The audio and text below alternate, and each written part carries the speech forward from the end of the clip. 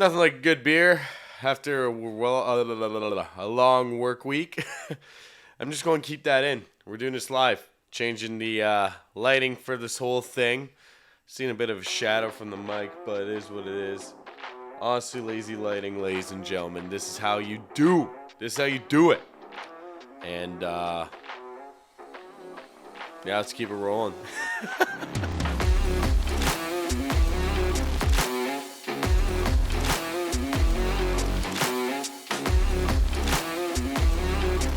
The Honestly Lazy Podcast. Hey, ladies and gentlemen, it's your boy Sick coming back at you with yet another episode of the Honestly Lazy Podcast. I hope you're all having a good day, good week. Excuse me. I hope you all had a good week because it's been a hell of a week for me in the real world and stuff. I wasn't around last week. I was sick as fuck. I'm not gonna lie. I was really sick, and I figured nobody wanted to listen to my sick ass trying to record for an hour. Talking about shit. Yeah, I was just really sick last week, and I couldn't even get off the goddamn couch, so I figured, why try to record a podcast when I should just be sleeping and trying to get through this sickness, in which I did. It wasn't COVID. We're at a point of COVID's down low, apparently, and flu seems just going through the roof, and everyone's just getting a cold instead of COVID. I don't know. It seems kind of suspicious, but whatever. We went through the fucking 3 or 4 years of COVID, and it's time to get back to it. Time to get back into the better things in life, you know. Less trying to force us to get vaccinated and more and just like, there's enough people vaccinated. Let's get going. Let's keep moving, all that type of stuff. But, yeah, I just got a gnarly, head cold. And I'm not the type of guy who calls into work, but I actually did call into my work this week to actually do it. And if I'm calling into work, that means I'm definitely not filming content because fuck that. If I'm not dedicated to making my my videos, then, or if I'm not dedicated to making money so I can keep making videos, then I'm definitely not going to try and make a video if I'm that fucked up. But, you know, we got through it. I got through it. And back into it this week. Shout out to everybody. People have been asking me where I've been. I've been in and out. It's not because I don't want to film or anything like that. I just keep getting fucking bad luck that keeps me away from filming. And, yeah, it's been a fucking shitty. It's been shitty. It's just been shitty, you know. I had a great summer of pretty much every week recording, getting an episode out, and of course, right when fall comes, I feel like I fell off. So, you know, I'm trying my best. A lot of shit going on in my life right now too. So, it's just I'm saying a lot. It's just one of those things where I just need to get through the shit in my own life, and hopefully I can get back into content, creating more and more and more, because this is what I love to do.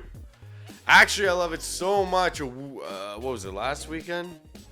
Maybe last weekend or the weekend before, I actually uploaded back over on my BoyStick account. BoyStick, the account that pretty much started this whole fucking thing. It was my commentary channel that I've talked to you about a few times before, but if this is your first episode in, let me do a quick explanation. Before there was the Honestly Lazy Podcast, there was the BoyStick channel, where I pretty much found videos, kind of like the old H3, found videos, made fun of them, and posted to YouTube. Got over 100 subscribers on it. A lot of people said, why didn't I start uploading the podcast onto that channel? And the honest answer is, I don't know. I fucked up. I should have just started uploading over there, but I'm over here and I'm dedicated just keeping on one channel. I'm weirdly organized. I'm a very not organized person in real life. I got a fucking water jug right here because I don't know where to put it. I've had this water jug since the highway house because I didn't trust the water at the highway house, so I go to my parents and fill that jug. That'd be my drinking and my coffee water every day. My girlfriend wants to get rid of it. I don't want to because that's just fun. First of all, it was $80. So I was like, yeah, I'm not getting rid of it. It's $80. I can use it for camping or something. I'm trying to think of reasons to keep it, but there's like none, so it's probably gonna go in the fucking trash. But it's perfectly good. It just has a cock drawn on top of it from one of the parties I threw back in the day. But I'm very not organized in real life, but when it comes to YouTube, I'm actually pretty organized. Try to keep my channels far away from each other, commentary being its own channel, and then the podcast being its own channel. Now I should do a podcast clips channel, but I don't have fucking time to edit clips. And everyone's like, oh, you just don't take it seriously. No. I like having my personal time. Get me paid by podcasting, and I will edit for fucking 30 hours a day. Okay, 24 hours a day. But what I'm saying is I actually went back and uploaded over on BoyStick because I was going to do a podcast thing about it, but I wasn't going to do it until it's official, well, now it is. Over on BoyStick, I talked about Floyd Mayweather versus Deji. This is the next boxing match that's actually happening in November, and I talked about why it's such a bad idea, and I'm just going to do a quick breakdown right now of why I think it's a bad idea. Okay, there's not too much that, like, the reason why I think it's such a bad idea is just honestly track record, and it's showing that it's just a big fucking money grab. Like, I've always stood behind the YouTube boxing thing. These guys want to do it, but when I first saw the YouTube boxing thing, it was free. And the whole reason why they were doing it was to prove that they can get the numbers that actual boxing pay-per-views get and do it for free. And then, of course, once fucking Jake Paul and Logan Paul got into it, you had to start paying for it. And that's just been all fucking downhill from there. But, it is a money grab. And I mean, like, even with Logan Paul versus Floyd Mayweather, it was a money grab because, and they're both money grabs because the biggest thing to me is the fucking track record. Logan Paul never won a single boxing match, gets a chance to fight Floyd Mayweather. Deji, on the other hand, is like the little brother to YouTube that everyone will always love regardless and will always support him. So this seems kind of like a better thing in a way. Like, just a better, like, I don't know. It might sell a bit more because Deji's everybody's little brother on YouTube. The one thing I don't like about it is that, dude, why is he fucking boxing Deji? Because I'll tell you why right now. Deji's fucking track record for boxing is 1 in fucking 3. 1 in 3. And like UFC and any boxing fucking event that isn't a money grab, that makes zero fucking sense to let the guy who's only won 1 boxing match and lost 3, even though other content creators who are in the same fucking boat and have been boxing for the same amount of time and have won every single fight should have this opportunity before him. I don't understand how he got this opportunity before his brother. His brother has actually said, I would fight Floyd Mayweather. His brother KSI is actually behind him saying he will fuck up Floyd. No. I don't think he will at all. Honestly, I think it's just going to be the same thing as Logan Paul and KSI, where it's just going to be fucking 6 rounds of swinging, not a lot of connecting, and a lot of awkwardness, like, from Deji compared to Floyd Mayweather's fighting, where Deji's going to look more awkward than fucking Floyd. Floyd's going to look like a pro, and Deji's going to look awkward with his fucking punches. I'm sorry. Like, it's just my opinion. His brother should be fighting.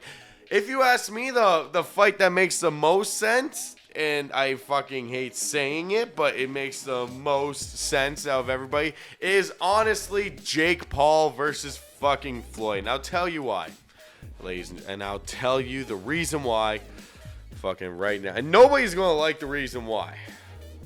It's because he stole his fucking hat. Jake stole his hat. Like, granted, he did get the shit kicked out of him, and, you know, he didn't get too far with it, but he stole his hat, and they already have some type of beef, and it kind of makes more sense than Deji. Even KSI makes more sense than Deji. Granted, I still don't think his last fight was fucking impressive because he fought 2 nobodies, in my opinion. that were like obviously set up so KSI would win, and just like his fucking jerk his own dick of his fucking ego, saying he's the best YouTube boxer ever, even though he hasn't fucking done anything impressive. That makes more sense just because of the fact of, well, he boxed 2 guys in one night and won them both. Even Gibb makes more sense. He has lost to Jake Paul. He did lose to Jake Paul, but his track record looks way better than Deji. And if you ask me, he's a bigger name in the YouTube boxing world than Deji. There's a few people that just deserve this chance more than Deji, and he got it. It's kind of a big fuck you, in my opinion, to the YouTube people who really try hard and are really trying to do it. And like really are like training hard and all that stuff. Not saying Deji's not, but like there's other people who are training hard and stuff like that who've proven to be better boxers that aren't getting this opportunity, but Deji is. And on top of the fact, and this is the only time I'm going to bring money into it. On top of the fact that these guys deserve the money more than Deji because they're more talented, and they're not getting it because fucking Deji. Now, in my own honest opinion, I don't know how really big Deji is on YouTube. I've seen him.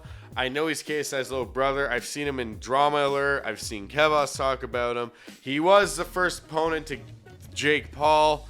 But in the YouTube world, there's bigger, better people that could be boxing Floyd. And I'm sorry, but Deji doesn't deserve it. Just my opinion, man. Hate it or love it. That's my opinion. So I was going through the internet the other day, just kind of like trying to figure out what to talk about on the podcast. And I saw this one thing from Six Buzz I couldn't really find an article on or whatever. But I think it really does speak to newer generations. And honestly, as much as I make fun of like millennials and the newer generations and all that type of stuff, this is something that I can actually believe. And I actually think I went through one myself. According to a new study, instead of a midlife crisis, a large portion of people in their 20s are now having quarter-life crisis. And I really do believe that this is an actual thing in our day and age with 20-year-olds. They feel like, and even I myself, when I was in my early 20s, I felt like I should have my life figured out. I should have a house, should have a wife, and I should have kids by the time I'm not even 30 yet, like just like my parents did. But times fucking have changed so much since the 80s, and unfortunately, it takes a lot fucking longer to honestly get your life together. On top of the fact that everything is so goddamn expensive nowadays, it's hard to even get the first step of your life together. It's just the way it is, you know. But I honestly thought by the time I was even 18, I'd be moved out of my parents' house, living on my own, living that fucking bachelor life. I was wrong. I didn't even move out till I was 23, and I know people who are older than me who are still living at home because it's so hard to fucking get that first step of like renting. Unless you're in a relationship or you have a roommate, it's so hard to rent nowadays. So you're pretty much stuck at home. At least the meals are good, because mine were shit for fucking 3 years. Chicken fingers and zoodles. I really do feel like that this is a new thing, and you can blame it on everything. Honestly, I blame it on social media mostly. I mean, I've seen people who are the same age as me who are backpacking through all of Canada and then get on a plane and go to fucking Europe and do the exact same thing. How the fuck are you my age and doing all this and affording all of it? I have rent and I can't do any of that. I like, you know, you sit there and you see these people living their best lives, quote unquote, and you're like, fuck, I should be doing more and I should be doing more. On top of the fact that some people don't have that Monday to Friday fucking job like I do, and you know, on the weekends they got work and they see on their Snapchats and Instagram stories that everyone's out at the bar. I mean, shit, I've had Saturday nights at home alone where I see people posting they're at the bar and shit. I'm like, I want to be out at the bar having fun, but I'm stuck at home. There's all these little things, you know. You sit there and have a conversation with your parents and they're telling you their crazy party stories from when they were your age, and you're sitting there like, I haven't done fucking anything like that. My life's actually pretty boring, and then you want to go out and try to live this crazy fucking life. Or you you go to school, you know, like I went to school for film. I'm not in film right now. That's enough to be a quarter life crisis. Fuck, I'm not doing what I went to school for. I'm a failure. Now you just start spiraling out. The worst thing is that people are probably having these crises, just need to take a fucking deep breath and get through it and get through their day. But instead, they're just going to fucking medicate and like deal with it with medication stuff. And then instead of just being like, okay, I just need to take a step back and look at my life and see what the hell I really need to do. Like me, myself, I said I wanted to be 18 out of the house. I wasn't. I wanted to be traveling by the time I was 20. I wasn't. I had all this shit. My mom had to help me with that shit because I thought I'd be doing more with my life at 20, 22, 23 than I was. And my mom literally sat down and said, fucking listen to this song. Listen to this song, Vienna by Billy Joe Armstrong. And if you are having your quarter life crisis, listen to this fucking song. The opening words are enough for me to just be like, holy shit. So the opening words are, slow down, you crazy child. You're so ambitious for a juvenile. There's only so many, there's only so much you can do in only so many hours in a day. You know, pretty much just saying fucking calm down. You'll get there. And you won't do everything you set out to do, but at least focus on one thing. My big thing is I want to be a famous fucking YouTuber. Now I'm 27. Giving myself till 30 to make it. Even just getting fucking a paycheck from YouTube. And if I'm not, I'll probably still do it just for fun, but I won't take it as seriously as I am. I'd probably stop making merch. And this isn't even fucking, this sweater isn't even merch. But it's definitely one of those things where you just, the world is going at such a fast pace that honestly, like, the way I look at it is we should take a fucking step back. You know what I mean? Maybe go back to the 80s where grocery stores and shit weren't open on Sundays. I know it will never happen, but maybe take a step back and kind of learn how to be a family in the 80s, or just try to live in the 80s where there was more freedom. Because then you have your midlife crisis at like 50 when you see your first gray hair instead of your fucking 20s. You know, just because you haven't been to Europe yet. I mean, I'm 27 and I already have gray in my beard. My girlfriend pokes it out from time to time. And I'm even still like, meh. I still got time to go. The only thing that's making me feel like I'm going through a quarter life crisis now compared to when I was 23 is my back hurts. Can't pop an ollie like I used to. And I make grunting noises when I get out of my chair. Those are the main reasons why I feel like I'm getting old, but you know, it is what it is. Don't let a quarter life crisis bug you, ladies and gentlemen. I'll tell you why. You are so young. You're 20. Just go live. Go have fun. Don't fucking have your life planned out. Just go do shit. Go hang out with your friends. Make sure you have a job. Like, you know, save. Don't buy that fucking watch or that new pair of shoes. Save. Think about your future a little bit, you know? I feel like I just rambled this whole part of this episode. I don't know. Like, I thought I'd have more good points in this. I figured, like, a lot more people are probably saying, like, oh, he's going to bash millennials and, like, and they're like, oh, wow, he's actually defending them for once? Even though I'm not really. I'm just saying quarter-life crises are fucking probably a real thing. I mean, fuck, from time to time. You know what, another thing is everyone cares about how much money they make. Nobody wants to start at shitty pay anymore. It's like, no, I want to be making $35 an hour and fucking run a company and have my own hours and work from home. It's like there's no like going out and getting anything. It's like, nope, this is what I want. Here, give me this or I'm not working for your company. And that's why we have a labor shortage. And you know what? Even in my own friends group, I've noticed, and it's like nothing against them or anything. They're just happy and they're proud of what they've done. But a big thing that comes up a lot with friends is how much money you make. I've literally had buddies pull out their pay stubs and sit there with like a fucking nice paycheck saying, yeah, that's how much I make in a week. And you sit there with your own paycheck like, well, I could be making his rate. And then that makes you turn into a fucking quarter life crisis.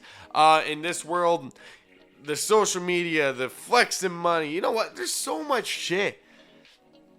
Honestly, and this would drive me nuts, but this might be something that we have to do. Shut down fucking, like, do, like, an hours thing for, like, I don't know, like, all the social medias. After, like, 8 o'clock, you can't post. You can't, and it's, like, closed. And go out and live your life. Don't go out and just try to live a life that you can post your story and show everybody you're living your best life. Go actually live it. I know people who are literally so like focused on living their best life, they're always filming on their phone. They're not even enjoying life. I mean, I was exactly like that in my early 20s. I was filming everything and posting to my stories and shit. Yeah, living my best life. Fucking woo, look how nuts this party is and all that dumb shit. Now, when I'm at a party, my phone is like non-existent. You know what's more existent is my fucking cigarettes and my beer. But my phone is nowhere to be found. I'm in the moment talking to people, catching up with friends, you know? That's the way we should do it. Fuck this whole posting, oh yeah, like how much fun we're having and all this shit. And just put the phones down and talk to each other. I should write a motivational book. Just honestly, guys, like with your quarter life crisis, I've been through it, and I'm sure everyone goes through it, but just take a deep breath. Realize that you're only 20 and you got lots of time to do this. Now, you know what? Fuck, I keep like thinking I'm going to end it, but there's another thing. This is the whole unscripted, honestly, lazy podcast way. Another thing that makes me have a quarter life crisis is the fucking 3 years of lockdown of COVID. That probably didn't help anybody's. It definitely didn't help mine. I got on a plane once in 2019 for the first time. And I was like, can't wait to do that again. And I got fucking shut down for 3 years. I haven't been on a plane since. The farthest I've been since COVID's happened is Niagara Falls, which is like 3 hours away. That's the farthest I've been. I figured by 27, I'd at least see the mountains by now, and I still haven't. So yeah. Going through my quarter life crisis right now. Fuck it. On to the next thing. On to the next part of this fucking thing. COVID's fucking helped it too. I'm going to just keep living through my quarter life crisis. And we'll be back once I'm done my quarter life crisis. Talk about the next thing. Which I don't even know what it is yet, but we're going to talk about it next. If you're just a hot girl in this day and age, there's so many ways you can make money. You can literally sell your bathwater, sell your farts, sell your underwear, sell your socks, sell your shoes, fucking start an OnlyFans. I'm not sure if I already said that. If you're just a hot girl, there's so much you can do to literally make money, and it's easy as fuck as long as you're good with social media. But today I saw this little fucking story, and I thought, oh my god, I don't even want to live on this plane anymore. So there's a girl, reportedly, who claims that she's a cuddle therapist and says men pay her $1,300 just to hold her. Just to hold. Now, look, that is almost my rent. To cuddle this girl.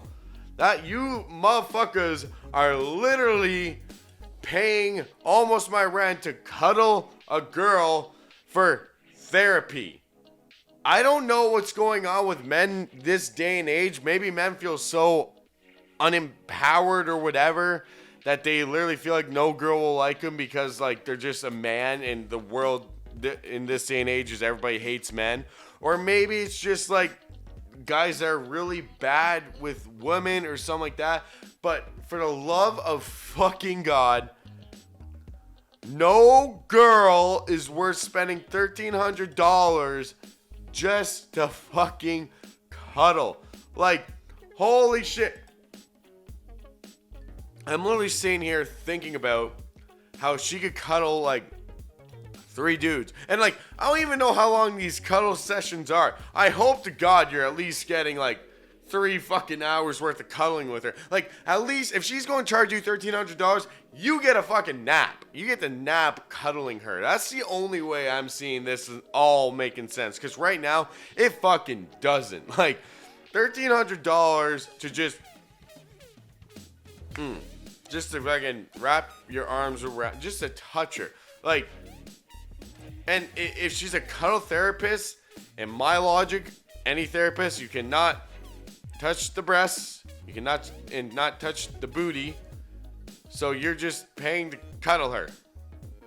And, like, in this day and age, there's tons more you can do with a lot less money. What I'm saying is, get a fucking escort. Like, I'm sorry, it's this day and age. Yes, they exist. And I'm sure for $1,300, you get probably a really good escort. I'm sorry, just a fucking cuddle therapy. What kind of therapy does that do? Do you get to talk about your problems with her while you're cuddling her? Like, talk about how your wife left you or something like that, or talk about how your dog just died. Do you at least get to talk to her? Or is it one of those things where she's so stuck up, she's literally like, no talking, only cuddling, and you know, you only hold me, I don't hold you. Like, is it like that? Is she strict, or is she good with it? I don't know. But in all my years of looking at social media and all the years of seeing how girls make money, like the girl who's making $30K farting into jars ended up in a hospital because demand was so fucking high. And girls just doing the creepy shit, like the fact that guys buy some of this shit is very creepy. Actually, you know what? Of all the ways, this is the most innocent way she's making a very, very good living. She makes more than me in a week, in a day. So, you know, bravo to her. She figured it out. She fucking... just... How did you go to that, though? I'm, like, seriously concerned. Like, what made her think all I wanted to do in life is cuddle men? And maybe she started at, like, $50, and then she just kind of kept upping the price, and, like, people kept coming back. Maybe she has, like, a way to cuddle that has never been discovered, and it's, like, her top... It's, like, the fucking Krabby Patty secret formula of cuddling. And she's like, I'm the only one who knows how to do it, so I'm going to fucking charge up the ass because you'll never get experience like this again. Does she have people come back? Like, fucking for $1,300, like, I would... That'd be once every, like, year. If it was literally, like, that was, like, the only thing that was offered to me was to cuddle a girl, and it was $1,300, it'd be once a year. No, you know what? Once every fucking 10 years, maybe. If I was that fucking lonely. But I'm just saying, there's the cuddle girl for $1,300, but over here, and I'm single, there's the escorts. And you can't even judge me. You know what the answer is, and you cannot judge me for it. So about a week ago, something happened in the great East Coast of Canada that, you know, shouldn't happen in the East Coast of Canada. Like, the nicest part of our country is literally Nova Scotia, PEI, and all of them. I've had my family go down there, and they just say it's so much different down there. And there's a lot of people I actually know who've moved down there because it's just so different. Everyone's so happy that I live down there.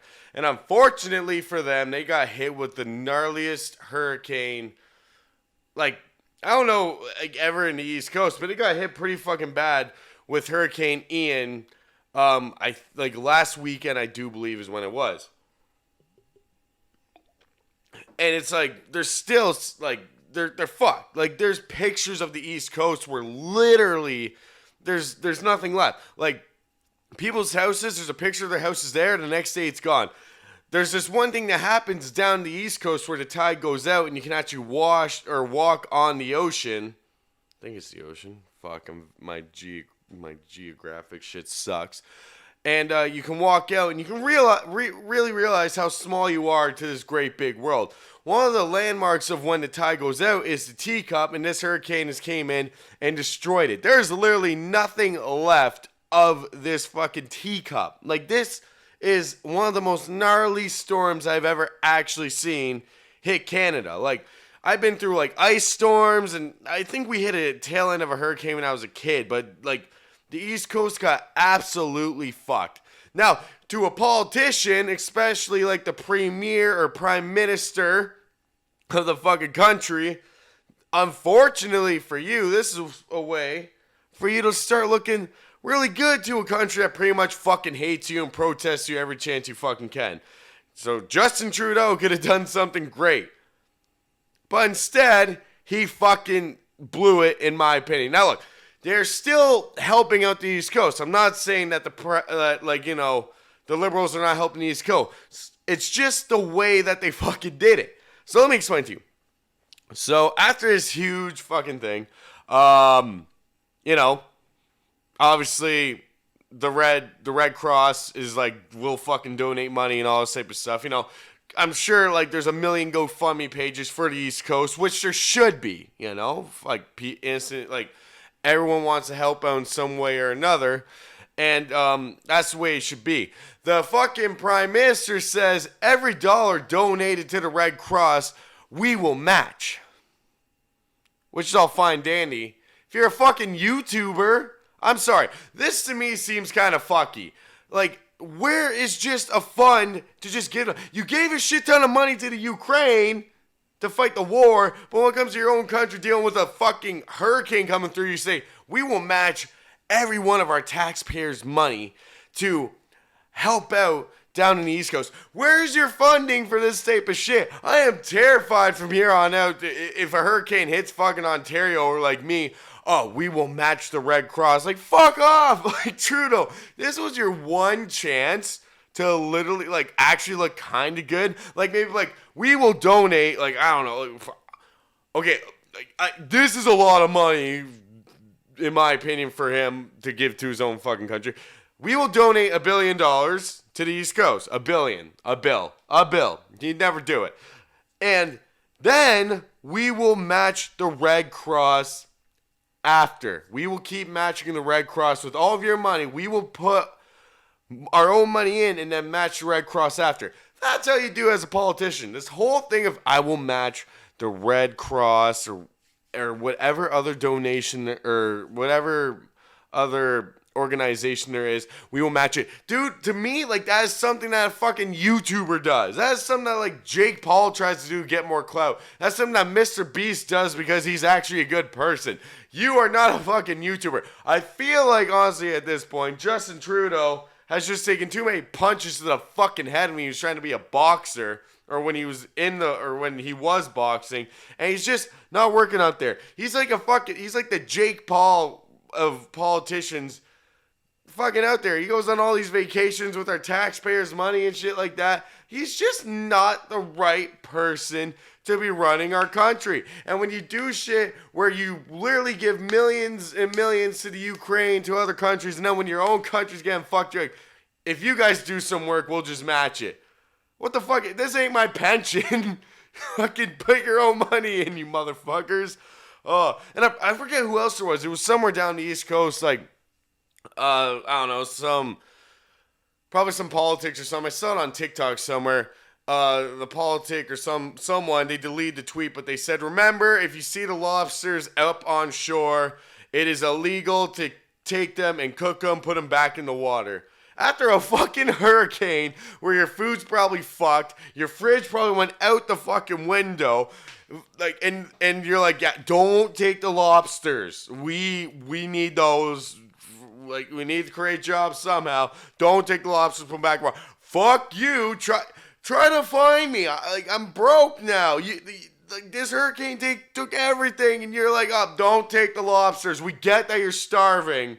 It's okay. Trudeau's matching every fucking cent that is going into this organization. It's okay. It will come to you soon. For now, just picture eating a chicken, and that will quench your hunger. This is how you're going to have to live until the salesmen go out and catch some lobster for you. Until then, don't touch them.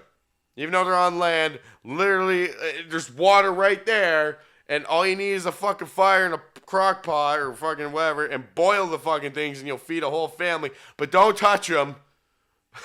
Because fucking, I will fine you.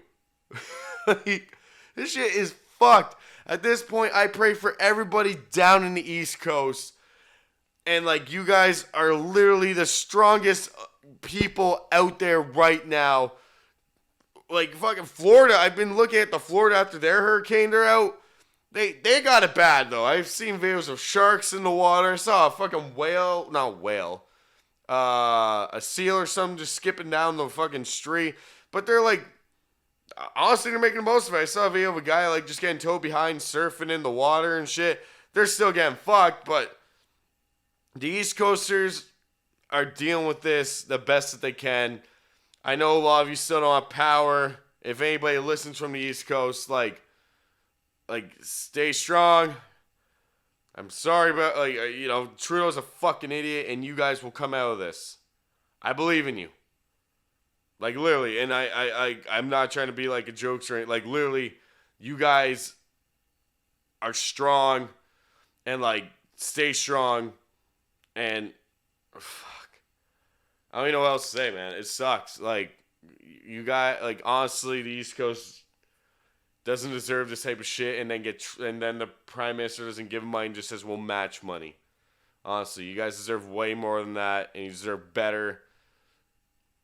Just, like, I don't even know. I'm literally trying to do this without sounding like a fucking dick, or, like, trying to do this without, like, I don't know. I'm just trying. Like, you guys just, I don't know. Just, we'll get through this. You guys will get through this, and, you'll come back from this, honestly.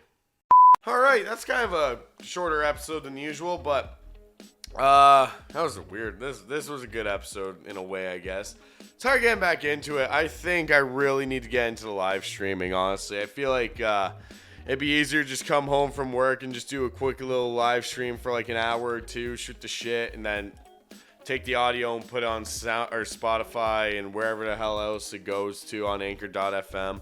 But that'll do it for this week of the Honestly Lazy podcast. Shout out to everybody who actually watches and actually wonders when the next episode's coming out. Shout out to everybody. You all make me want to keep doing this, and I'm not going to stop. I'm not going to stop anytime soon. And I should probably get a guest on soon. If you want to be a guest, DM me on Honestly Lazy Show or Honestly Lazy Podcast on Instagram is probably the best bet to get a hold of me. If you want to come on and shoot the shit about something, I have no problem. Pretty open dude. We can talk about whatever except for illegal shit. Just saying. But yeah, that'll do it for this week in the Honestly Lazy Podcast. Merch, shit. I'll get some merch out soon. I'm so bad at goodbyes. Yeah, so until next time, it is your boy Stick. I hope everyone has a good weekend. We're into October. It's time to get all spooky and shit. I'm trying to think of something to talk about. I want to do a Halloween special. I just don't know what the fuck to do. Don't know what to talk about. Not even a horror movie fan, so yeah, that'll be interesting. I'll think of something. But until next time, it's your boy Stick. Take her easy. Have a good weekend. I'll see you hopefully next week. Yeah, never know with me. Honestly Lazy Podcast.